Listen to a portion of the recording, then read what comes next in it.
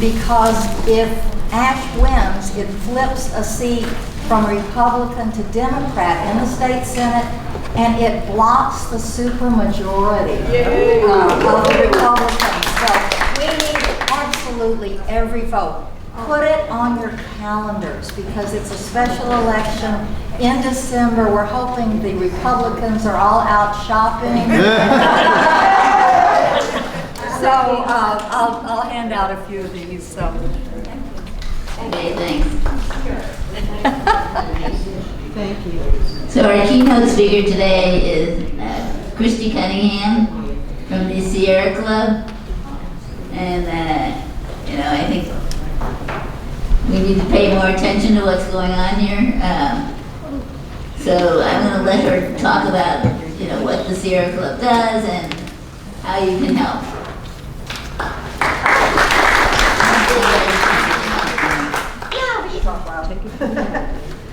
So, I am Kristine Cunningham. I am the chairperson for the Sierra Club for the state of Florida. Can you need more back there? Okay.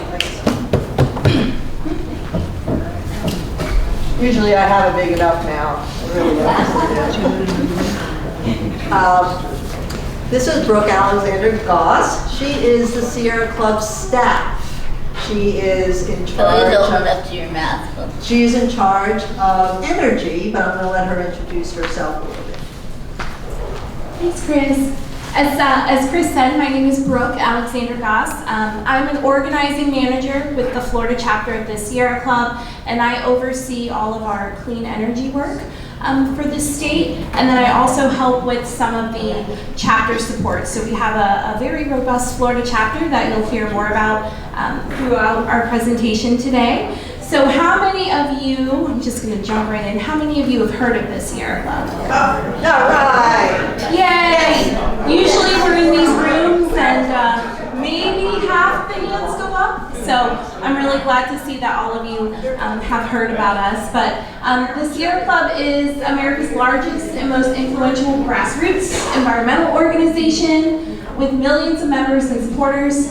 In addition to protecting every person's right to get outdoors and access the healing power of nature, the Sierra Club works to promote clean energy, safeguard the health of our communities, protect wildlife, and preserve our remaining wild places through grassroots activism, public education, lobbying, and legal action. So for a long time, our slogan was explore, enjoy, and protect. But if you'll notice on that last slide there, we recently added the word resist because resistance is so important. So thank you for all of you who were at the protest.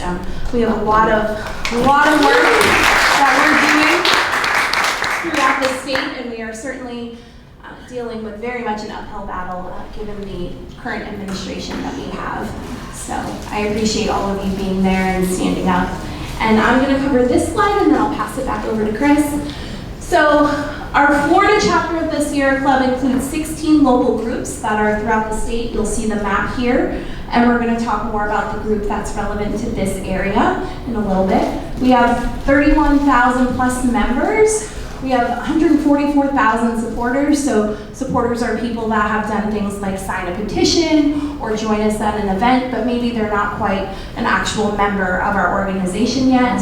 We have 13 staff members that are spread throughout the state, and we're hiring one more next year. And then our chapter actually covers 2 time zones because of the panhandles. So that's kind of a fun fact that isn't the case with a lot of chapters. And we have 63 chapters throughout the country. So we're a very, very large organization doing a lot of great work throughout the country. Thank you. Just to add to the No Kings event, Sierra Club National and all of Sierra Club throughout the United States endorsed this event.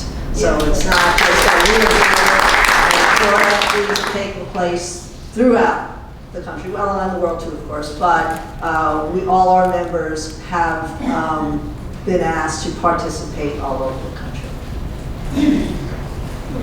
So, Chapter Strong Award winner. I am so proud to say that we won that award. And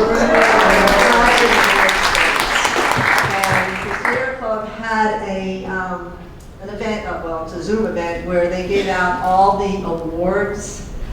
It was fast, it was dynamite, and I loved well, it was fast because it was the whole country, and we had a lot of awards, but Sierra Club Florida won 3. This is ours because we are the chapter, and that's why I wanted to show you, but we had 2 other members in South Florida who also won major awards throughout the nation. So because of how much work we did, it's very exciting. And we do this because everybody in the state of Florida, Brooke mentioned 13 staff. There is a reason we have to have that many staff members. Volunteers, we love our volunteers. Everything that we can do to help them. We have what they call groups. Groups are little, they're all over the state, except for the Panhandle right now, but they're all over the state, and they come together in counties or just in a town. They're all different, but they have a board, and they activate their members, and they work locally, okay? So the chapter is the whole state. So we're at the top, and then the groups work. But we all work together on campaigns. So we have staff, like Brooke, who's hired for her campaign, and that's what she does. And so we have so many activities and campaigns going on in the state of Florida that we have been successful in moving the needle towards saving Florida, that we had to have that many staff. And that is amazing. I'm not sure how many more we have than other states, but we are #1 in the country as far as the many activities that we do. And that's really what California, New York, we are #1. We are #1 in fundraising. We are #1 in the activities we accomplish. We are just so proud to have won this award. I rain everywhere I go, by the way. So what we have, what I was talking about, is that we work with different groups when we have our political endorsements. All the groups, this is something that may capture your attention, all the groups are endorsing their own local politicians. Okay, now as the chapter, we do endorsements on the state level and the national level. But when it comes to the groups, our state is strong because they're working on the local level. We're busy helping endorse councils, commissioners, everybody calls them different. So we're busy doing that. We're busy doing school boards because school boards are very, very important. We're busy doing county council. So we have city councils, county councils, and we work our way up. We already did an endorsement for Escamami, and we are busy getting people endorsed really, really early so that we can build their campaigns with our actions and our people. Because the more they grow, the more we grow, the more we grow, the more we can accomplish. Did you want to add to this one? No, I think you covered it. Okay, so in case you didn't notice our little bear here, which will be a bigger bear in a few more slides, that is a huge campaign that we have been working on. Does everybody know what that means? The Florida Fish and Wildlife is having a bear hunt, right? So the bear hunt, which we do not need, they haven't even done a count of the bears since 2012. This is political at best. And it has caused a great many people to come out and fight against this. So you may or may not have heard that part of the strategy, because we try to be really strategic and non-violent, obviously. The kings, no kings, but people that don't hunt, that would be me, bought a hunting license. Right? So that I could, since I have a hunting license, I was able to buy tickets for the lottery. It's so rude, they call it a lottery. And so you got the point was to get as many people to get a hunting license to be able to buy the tickets so that they can get into the lottery, win the ticket, and not hunt. Right? So every ticket. So I think so far the count was out of the 176 lottery tickets they have to get the bear permit. Sierra Club members and people that have been trying to stop this have between 40 and 50 of them so far. So that is amazing. All right, are there any questions on this slide? Yes. So do you think they might get real ornery and raise the number of bears that somebody can take if we do this? They actually lowered the number. Oh, did they? Yeah, they lowered the number. It's hard to tell if they did it because we were causing them to second guess their decision. Yeah, they raised it down to 175. The activities that are going to go on in the future are going to involve changing the Fish and Wildlife Board. They're donors to DeSantis. He appoints them. They're not scientists. One of the people that were previously on it was the golf pro, the most famous golf pro, his son, who has nothing at all to do with the environment. So all the people on the board they're not scientists. So that is a problem. So they're trying, in addition to stopping this hunt, doing the best we can, they're also going to start taking charge of getting to the Fish and Wildlife and to Tallahassee and try and change how that's done. Because it's not fair. You're making decisions and you're not even a scientist. So, all right. Here we go. So I'm super excited to give this update because this is, in my opinion, one of the biggest wins that Sierra Club Florida has seen in a very long time. So I'm sure many of you remember last year there was a whistleblower that let us know that Governor DeSantis and all of his buddies had a plan to take over our state parks, pave them, put in pickleball courts and resorts and tennis courts, and just absolutely destroy what I think makes Florida so special. We have so many amazing state parks that we're able to enjoy. So Sierra Club mounted an incredible campaign. We worked with our volunteers throughout the state. We put on Save Our Parks events at all of the local state parks throughout the state. We had volunteers organize events just to bring people out to show them the state park, show them what beauty we have here in Florida. And all of that started an absolute amazing avalanche of support that we were able to grow and take all the way to the Florida State Legislature, where a bill was introduced to protect and preserve our state parks. And so we have another slide related to this as well, but one of the things that was most amazing is the very thing that Governor DeSantis put forward and wanted to do, we actually were able to put enough pressure on him to where he signed the bill preserving the very state parks that he wanted to destroy. And that was done through an amazing coalition of our volunteers and local groups and also our staff. We have an incredible legislative director that works with us on the staff level who just really was able to get all of our volunteers to meet with their local state reps and state senators and state house members. And we did a lobby day at the Capitol focusing in on all of the state parks related bills. And Chris, if you'll go to the next slide, maybe. Here are some of the press coverage pieces that we got. We were all over the Sentinel, the Tampa Bay Times, any sort of statewide publication that was out there was talking about what Sierra Club was doing to save our state parks. We'll go one more.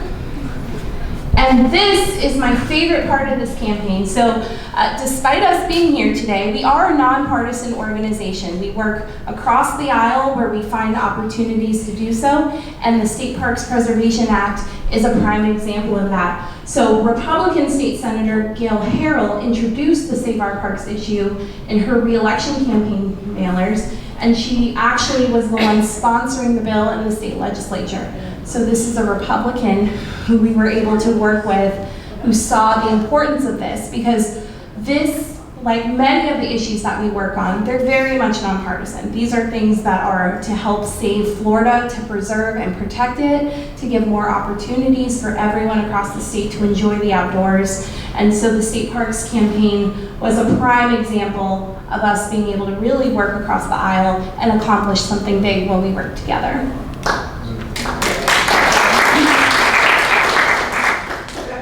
And now, this is my baby that I work on. So as I mentioned earlier, I work on clean energy for the state of Florida, and I'm sure I'm a big fan of memes and GIFs, so you'll see a few of those on my slides. But I'm gonna read from my notes, so excuse me, I just want to make sure I get all of these numbers right. But the Inflation Reduction Act that was passed in 2022, along with the Infrastructure Investment and Jobs Act passed in 2021, were bills that were put forth by the Biden administration. The Inflation Reduction Act was primarily focused on addressing climate change, lowering healthcare costs, and reforming the tax system. And it also included long-term investment in clean energy and economic sustainability, while the Paired Infrastructure Investment and Jobs Act was more focused on key areas of investment like roads, bridges, public transit, rail systems, clean water, electric vehicle charging stations, and climate resilience. So together, the IRA and IIJA represented a historic commitment by the U.S. to rebuild its infrastructure and transition to a cleaner, more sustainable economy. While the IIJA focused on upgrading physical infrastructure, the IRA concentrated on clean energy and climate goals, making them complementary pieces of legislation. So I'm sure you know that as soon as Donald Trump took office, he peeled back a lot of this money. Despite that, and this is what I worked on for the years leading up to that being revoked by the Trump administration. So in the state of Florida alone, we've received $5.5 billion grant funding. Now, if you'll look at the map here, you can see that Florida is among one of the highest funded through this. So any infrastructure projects that you've seen that have maybe popped up in your community, stabilizing things like roads and bridges, electric charging stations, a wide variety of water cleanup, all of that is because of President Biden's infrastructure law that was passed. Of the funding that Florida was supposed to get, about $206.2 million so far has been clawed back. So those are projects that were awarded funding, but they unfortunately clawed back that funding before those projects could start. Now, there have been 88 programs with funding throughout the state and 778 projects. And if you look at this chart to the right, which is broken down by congressional districts, you can see that the vast majority of this money has gone to red congressional districts.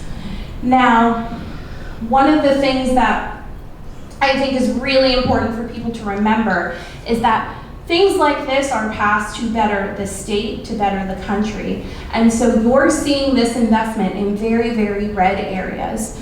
So although the future of the IRA program somewhat hangs in the balance, there's a lot of funding out there that's just been frozen, and we don't know if it's going to be released. We don't know if it's going to be returned back to the departments that were giving out that funding. But what we do know is Republicans in their home districts are hearing every single day from local governments about the impact that this money made.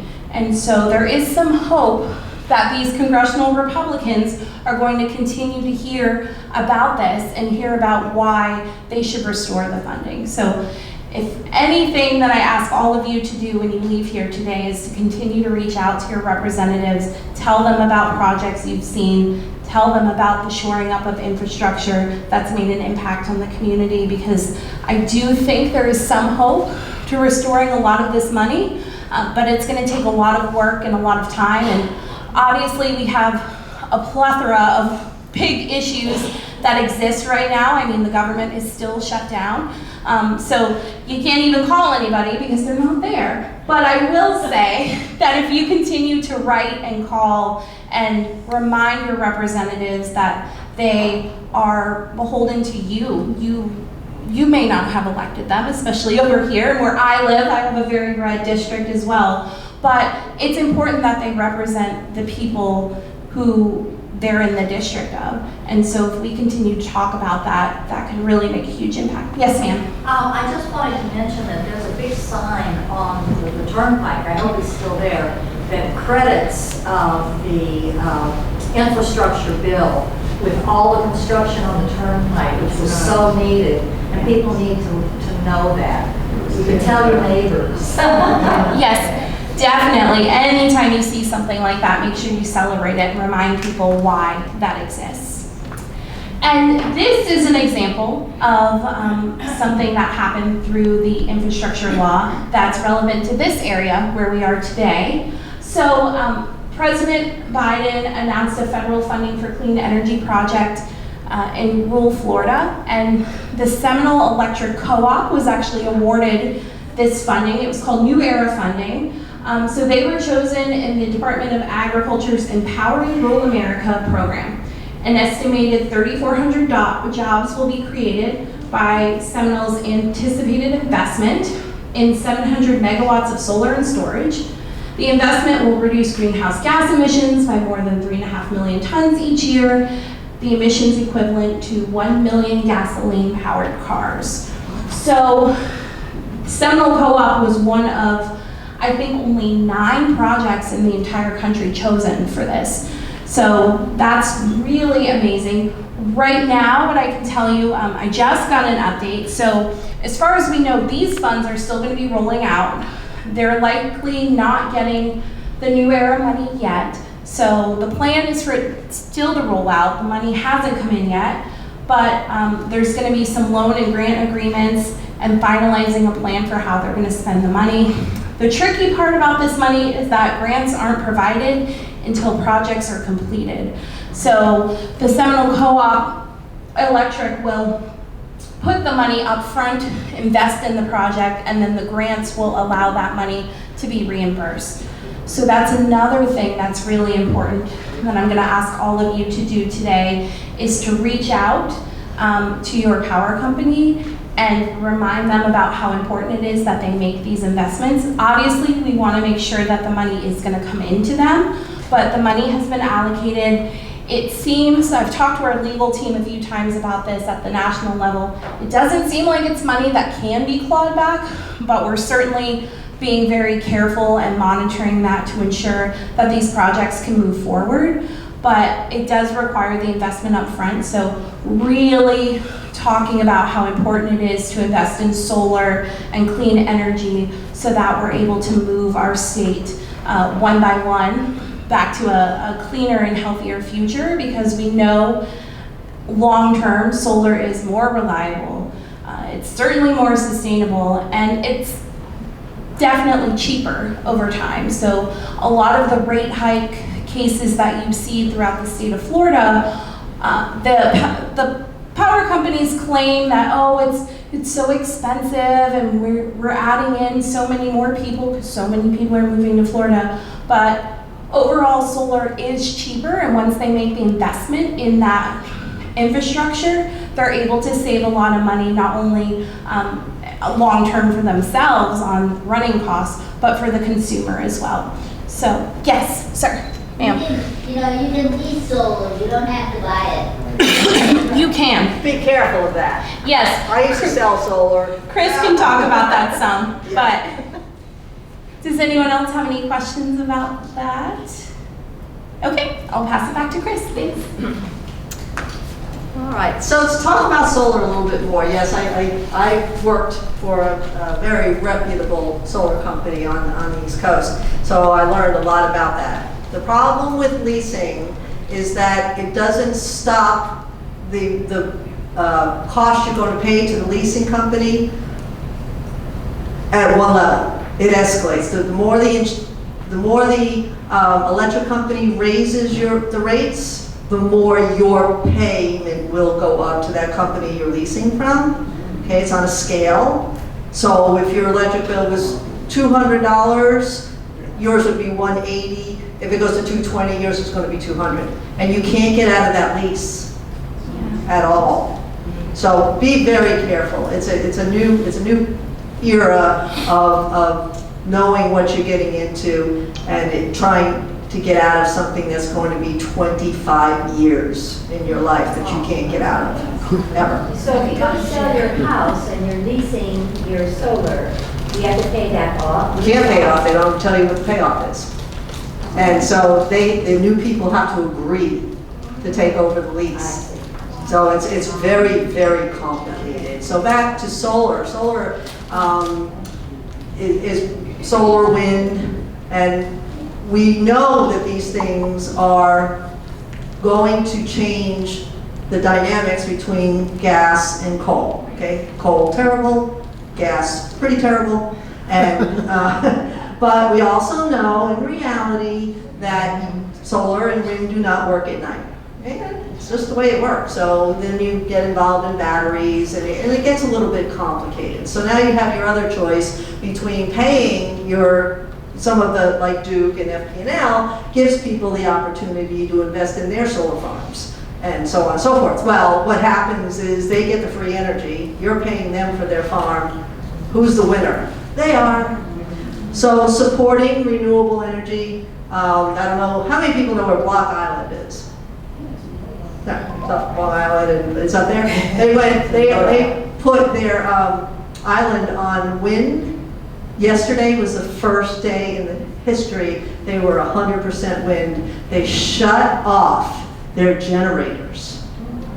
First time people woke up to the sound of birds. They've never been able to do that before because those generators run 24/7. They also, the wind turbines, they put them in places where the fishermen, they're artificial reefs. So the fishermen are happy. They put them in places where the birds are not traveling. So the birds aren't getting killed. Thus that is a negative part of wind turbines. And so that is a success story that we need to duplicate as volunteers, or staff. On volunteer, we are beginning the new program of 100% renewable energy going out. They're starting in the St. Pete area. We had this 10 years ago, and we did great. I live in Volusia County. We had 16 of our 21 cities sign on to 100% renewable energy. I mean, that is how enthusiastic everybody was. And so it can be done. It's just not going to probably be very fast. We need to understand how the electric companies work. It's very, very complicated, and there's a lot of pushback because, of course, they want their money. I have solar on my house. Mine faces south, what they call no obstruction. I don't have any trees. My panels are facing the sun. I haven't had anything but a $29 electric bill this entire year. And this is the hottest summer in the planet's history, right? Now, is it always that way? No. We just probably had a lot of sun. All right, sometimes it rains a lot, But overall, I watched every bill that I've had, and it has not by law, you have to connect. I have FP&L, and you have to stay connected. It's the pleasure of doing business with them. But not one bill above $29. Did I have to buy them? Of course I did. But I did. I invested, and I invested wisely, and I did well with the panels that I chose. Those are the things a good solar person will tell you, the best for yourself. So is it a choice that you're going to make? Absolutely. You guys have a co-op here? Is that you have? Yeah, they have a co-op here. So generally your prices, does anybody know what the price of their electric is per kilowatt? No? I know FP&L is almost 20 cents. And they're probably in the not necessarily near future, but soon go to time. Your rates are going to be based on what time of the day it is, like California. So at 2 o'clock in the morning, you probably don't know it, but people from California do their dishwashing in their dishwasher at 2 o'clock in the morning. Everything is set to times because that's the cheapest. It might be 6 cents a kilowatt, but at 5 o'clock in the afternoon, their kilowatt is 60 cents. So that's why that's why they do a lot of batteries. But the point is that one day, probably in the near future, we're going to go to time. How they bill you is going to be based on the time of day. So we just need to stay on top of what we're doing. We don't have to worry about that right now. So we're 2 o'clock in the morning or 5 o'clock in the afternoon, we pay the same rate, but it could change. Yes? We lived in the Bay Area, and that's how it was with us. And you just, you learn to do that because you want to save money. So Exactly. And that's where if you have solar, because solar in California is huge, but now they have to invest in batteries because what the batteries do is compensate during the time you put your battery on, and it's paying using your stored energy during that 5 o'clock hour. So it works for them. They have a lot of issues too. Why aren't we are the Sunshine State, why aren't we the #1 in solar? I don't, because it just hasn't been able to get moving as fast as it should. We don't really have wind, unless you want to put it on I-95. That's where the east meets the west. But, but it's something that's going to be rolled out. You'll learn more. It's just going to be something that's going to grow because people are tired of their electric companies telling them what they're going to spend. When I'm not doing my Sierra Club, this is the love of my life, but when I'm working, I work for Habitat. And I have to monitor people's electric bills, and it breaks my heart knowing, I'll be right with you, knowing that their houses are substandard, and some of these people pay $300, $400, $500 a month in electric. And these are people that, if you know anything about Habitat, can't afford that. Right? So there's this whole part of the situation, and getting people aware. That's the whole thing, is becoming aware of what you can do to help your house be more efficient, but also be aware of what your electric company is doing. And don't let them tell you what they know everything and you know nothing. That is not true at all. We know a lot more, and they don't give us enough credit for knowing how we can ask them to stop raising our rates. Yes, sir. I was reading in the local paper about ICE air conditioning for commercial properties. And when the rates are lower at night in the big buildings, they generate ice, and then during the day the ice evaporates and helps the air conditioning. So have you heard about that here in some of our bigger cities? I have heard of that, and it was my understanding it was in Europe, so maybe they brought that. Do you know about that? I don't know a lot, but I have seen studies from Europe about it. So somebody is being creative. That is, anything, our bills for, say, well, the problem with food now being expensive, but everything that we purchase is directed on the bills that the company's selling something. Mm-hmm. They have to, incorporate. A lot of times we have focused on dealing with the buildings for your city, not your specific city, but the Ready for 100 was based on towns deciding they're going to. It's not individuals, it's towns that take their money to buy solar. In St. Pete, they help churches put solar on their churches because the cost of some of these churches are enormous. Their electric bill's huge. Well, who has to pay for it? The church budget does, right? Well, when we're working with our city government, some of those buildings are old. Florida's old, and it takes a beating from the sun.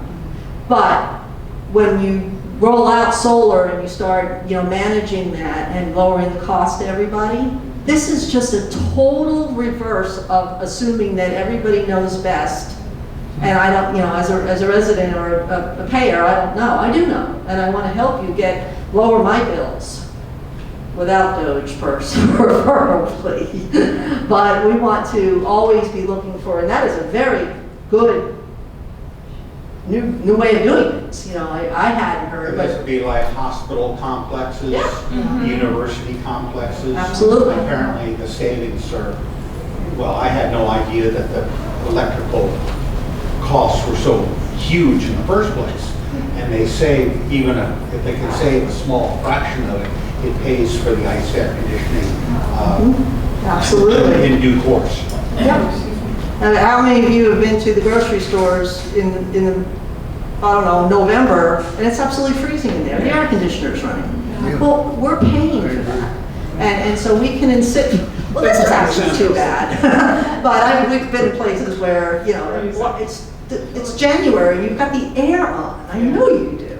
And so, and you all do know that it costs more to heat than it does to air conditioning something. It's just a Florida thing. So anyway, that's why educating people and educating and questioning everything that is being told to us as the truth may not be the truth. And how much is your electric bill in this building? You know, how can we lower that? So on and so forth. But in your own homes, if you choose to go solar, that's fantastic. It does cost a little bit, it does. And it'll go down, and it's been going down. Solar has decreased in price more than any other way for energy, right? You see, I don't remember the number. I used to know that when I had to know it every day. So, yeah. So, any questions on that? Okay, so these are some of our... Yeah, sure. We'll be kind of quick through these last few. So here are a couple of our political major victories that we saw back in 2024. So you'll notice that they are county commission seats. And so that's what Chris talked about earlier, is we're really focusing in on some of those local seats because we know that change happens from the bottom up. Next slide. There's my bear. So this is a campaign that was on the ballot back in 2024. So this was the No to 2 campaign, which we focused on. We were not successful. The amendment did pass, but Sierra Club Florida was credited for the double-digit shift in public support. So this particular amendment was backed by Ron DeSantis, it was backed by the NRA, and Big Sugar, which we also have another campaign down in South Florida that focuses on the sugarcane burning. So support for Amendment 2 started at 80%. Because of our targeted campaign, we increased our opposition to the amendment by 13%.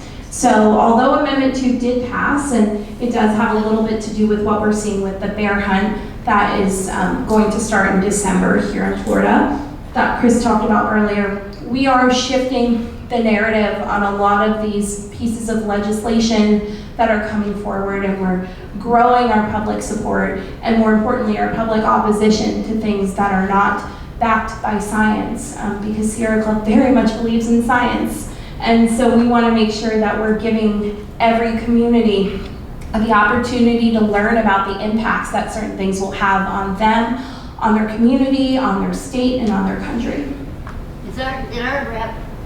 Did our village's rep, the person that is in the state house, is he the one that proposed this here? Webster. Legislation? I don't remember who proposed it, but I will tell you on Save Our Parks, that's a perfect segue. The Save Our Parks State Park Preservation Act, that's a mouthful, was passed unanimously in the Florida legislature, which means your representatives, no matter how terrible they have been on many other issues, they did vote the right way on this.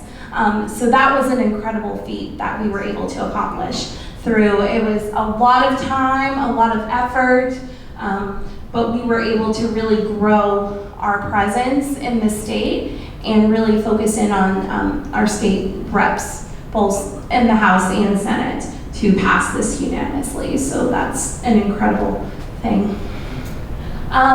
So these are the two local groups that exist depending on where you all live in this area. So the Swanee St. John's group is one of our largest groups in the state, but they cover Alachua, Baker, Bradford, Southwest Clay, Columbia, Dixie, Gilchrist, Hamilton, Lafayette, Levy, Marion, Putnam, Swanee, and Union counties. And then the Central Florida group is going to cover the rest of this area, so Seminole Lake, Osceola, and Orange. So we have 2 groups depending on which county you live in. You all are a mix of counties in this room, right? Okay. Mostly Sumter. Mostly Sumter, okay.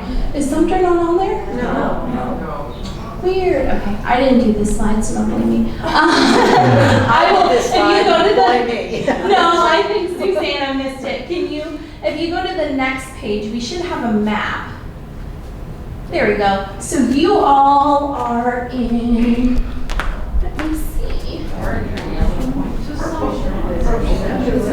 So yeah, so you're gonna be, I'm trying to look, I don't see. Yes, that one. Yeah, so I guess so in Sumter County, you're gonna be in the Central Florida group, it looks like. Yeah, so that's a little blurry up there, but, okay. I think that's all we have. So we have a couple of QR codes up here. If you want to sign up for our email list, you can scan this QR code at the top. I also have some sheets on some of the tables if you're interested in signing up to get our emails. I promise we don't send a ton of emails like a lot of organizations do. But the nice thing, if you sign up for emails and there's some sort of statewide campaign that exists in your area, you will get an email about that particular action that you can take. So we're really good at targeting things and only emailing you when they're relevant to where you are in the state. And then of course we also have some statewide emails that we send out for things that affect the entire state of Florida. You can also follow us on social media. We have Instagram, Facebook, X, Threads, we're on everything. We even have a TikTok. So if any of you are interested in following us there, you can look there and see updates on the work that we're doing. And then also, if any of you are interested, we do exist on a lot of wonderful, incredibly generous donations. So we're very much a volunteer-led organization. So although we do have a very large staff compared to a lot of other chapters, our volunteers and our donors are the absolute lifeblood of the work that we do. And we appreciate everything they do to help us support the incredible work, some of which we've talked about today. I have a couple of Sierra Club branded items on the table over there if any of you are interested in those. And we have some information. We have a 2025 progress report over there as well. We have some on the table that walks you through all of the work that we've done leading up to about June, right? June? Yeah. June to July, so the first half of 2025.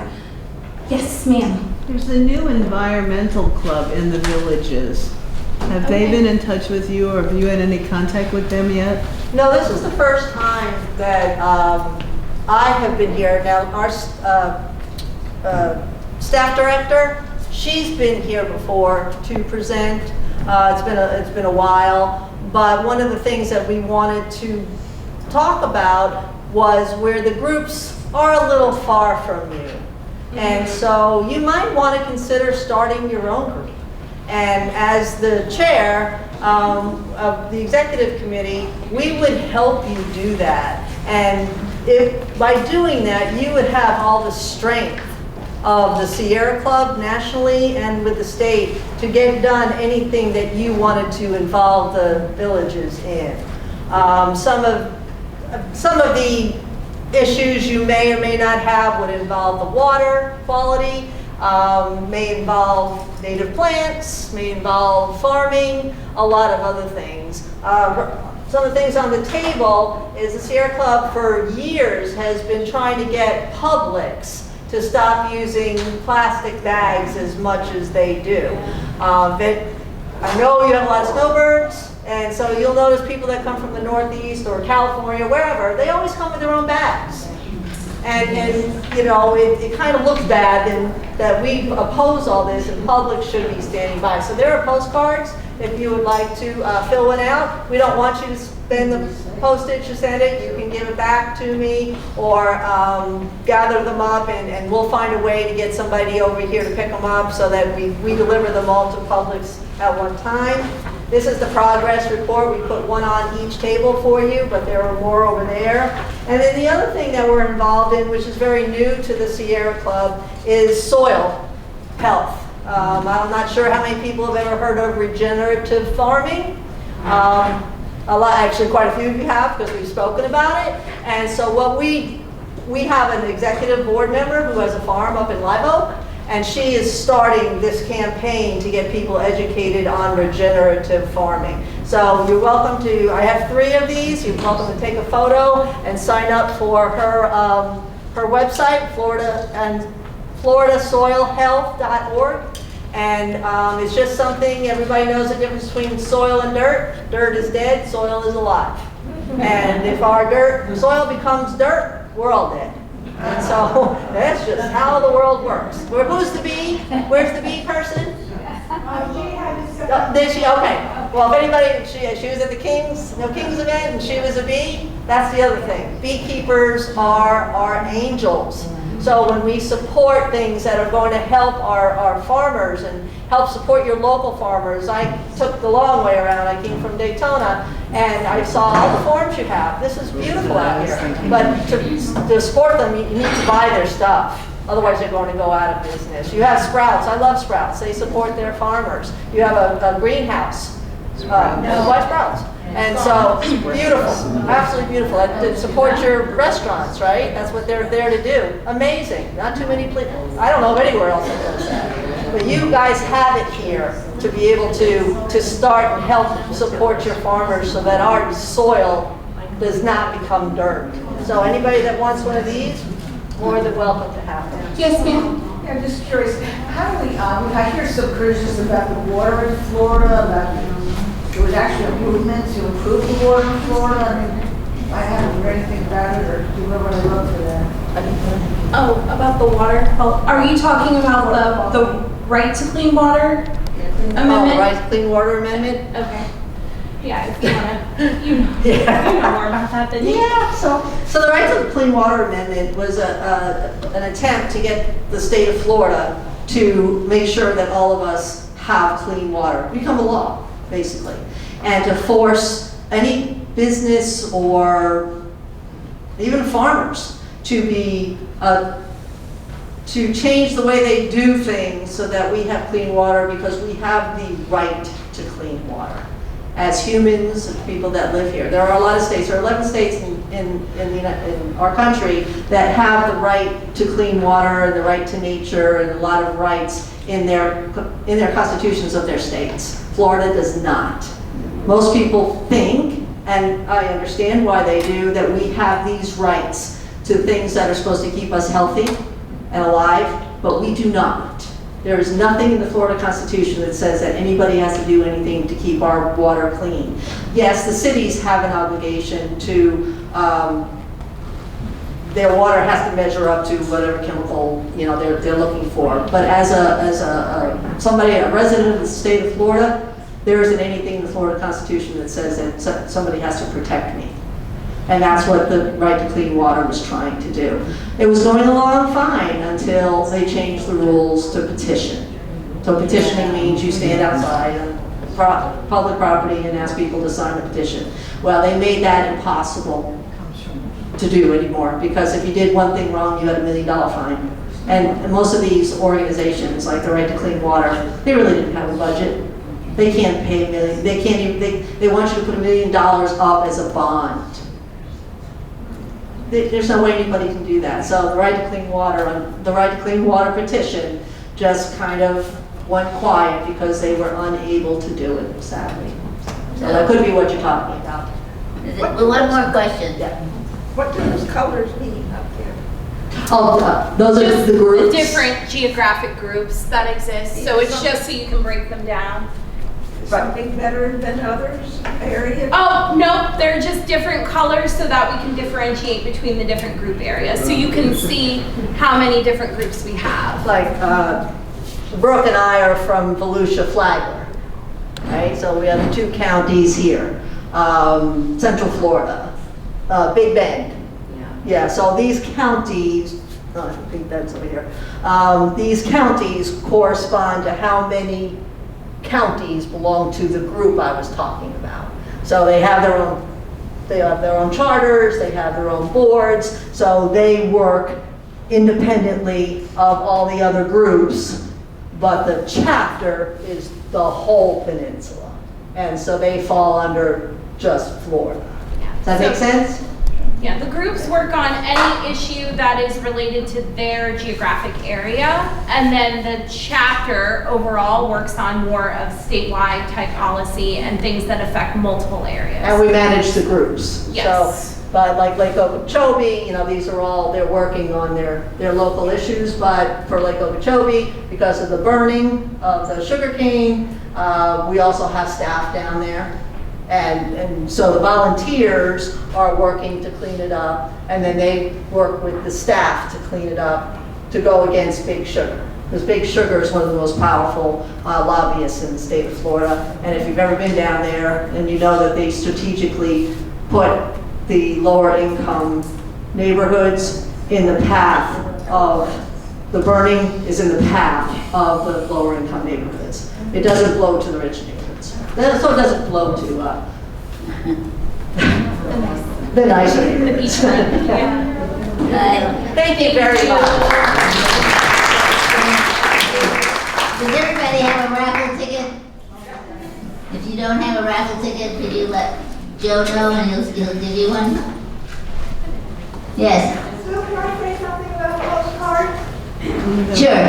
So Tuesday afternoon from 1 to 4, we will be at the Pinellas Library. We have 500 postcards to write for Ash Marlowe. So we're asking if you're available 1 to 4 at Pinellas.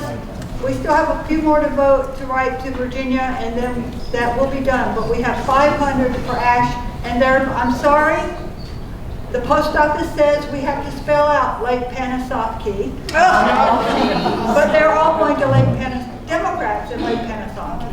When is the date you're talking? Tuesday. This Tuesday? I think it's the 21st, 1 to 4. 1 to 4. 1 to 4. Wonderful. Thank you, Sue. Can you turn the lights over here? Because we can't see read the numbers.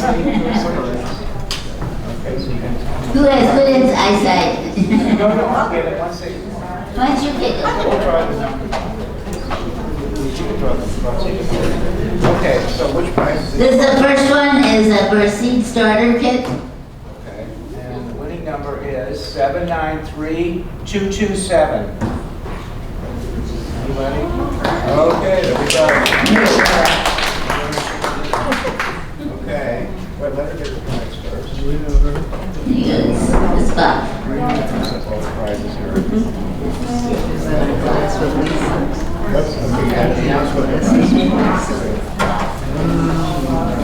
Stick you can make the seed starter kit is so that you can grow your own vegetables and fruit, and you can start them in there, or you can do, like herbs. Okay, the next one is for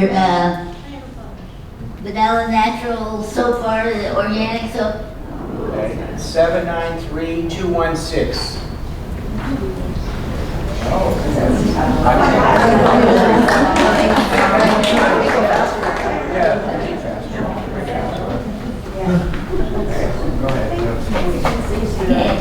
Next we have refrigerator grocery bags with a zipper.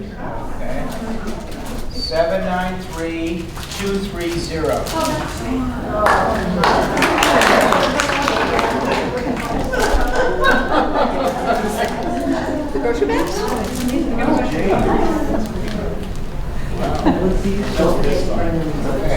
Next one is for wool dryer balls. These are those are great if you haven't used those before. The last three numbers are 210. 210. 210. Yeah.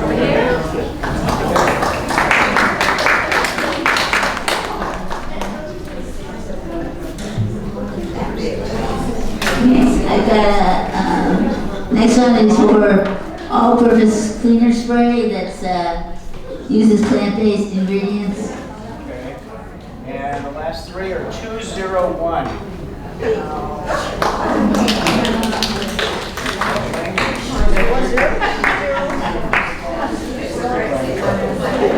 Okay, what's the next one? The next one is for a solar flashlight. If you go camping or 222. 3 twos. 222.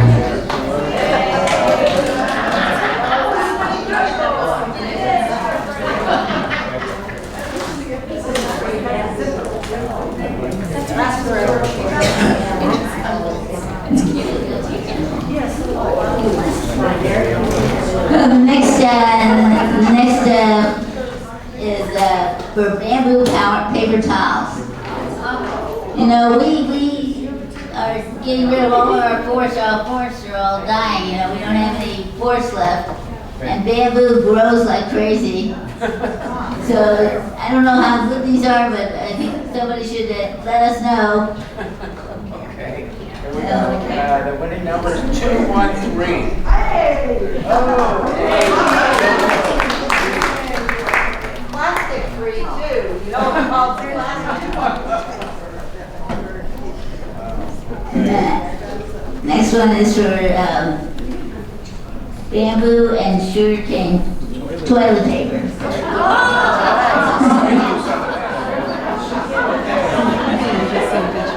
226. That would be interesting to try. 226. What is in action? No, 226? What is it, 206 or 226. Okay, we'll try another one. 205.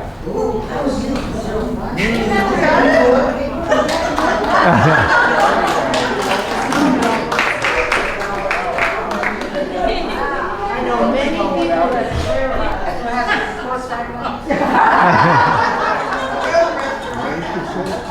Tell your friends.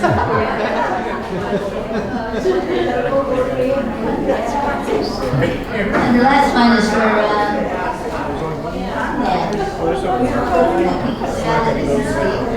we have reusable straws and a steel food container.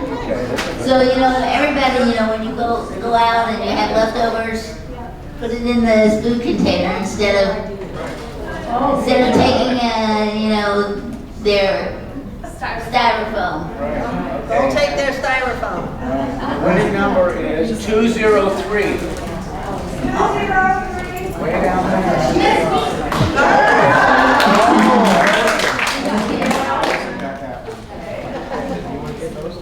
Well, we have compostable bags.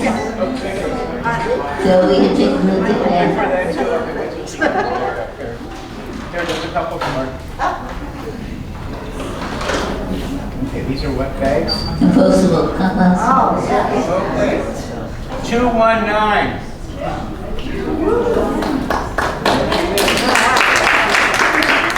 Compostable bags. They're amazing. Well, I use my garbage bags. We have one for drinking straws. Drinking straws. 209. Right here. Oh my God. Fastest I think response. that's it. Unless no tap. Are these straws? What? 9 more? Hi, you You wanna? don't want to keep them? Well,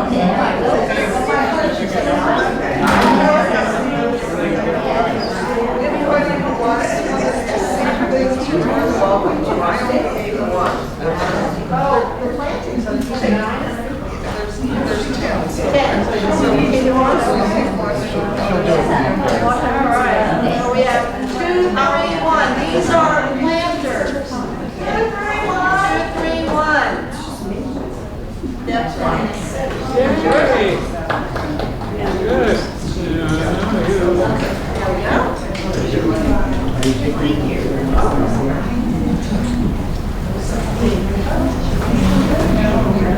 Two, 1, 2. Top 10, 15, I just thought it's important for us to start looking at these kind of products. Because the more they're bought, the lower the price is gonna come. They're gonna come down in price. So, everybody should let us know how their products work and if they really are useful, helpful. 202. You just waste somebody. Anyway, thanks for everybody for coming. I guess we have a couple more.